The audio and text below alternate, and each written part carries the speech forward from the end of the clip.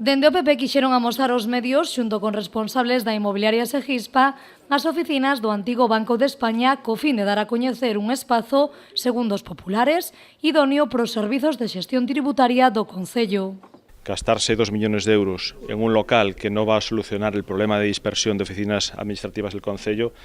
es prácticamente un despilfarro y algo muy poco afortunado cuando tenemos estas dependencias de forma contigua al Ayuntamiento, a las actuales dependencias de Michelena 30, y creo que esto es bueno para el funcionamiento de la Administración, bueno para los funcionarios y bueno sobre todo para los ciudadanos porque van a tener pegadas y más centralizadas las oficinas. Dende o PP creen que en Pontevedra debese tender a un edificio único no que se integren todas as dependencias municipais. E como mellor opción, os populares creen que estas oficinas de 1.112 metros cadrados serían as idóneas. Pero bueno, yo creo que viendo hoy estas dependencias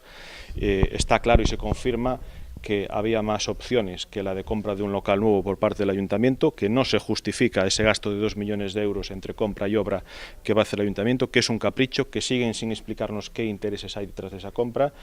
Y este es un ejemplo, hay más ejemplos de opciones mejores para el Ayuntamiento, tanto económicamente como funcionalmente. Unhas oficinas que soamente se poden alugar, nunca comprar, soamente o poden facer as administracións públicas e terían un custe anual de preto de 120.000 euros. Con todo, dende o PP, creen que sería a mellor opción.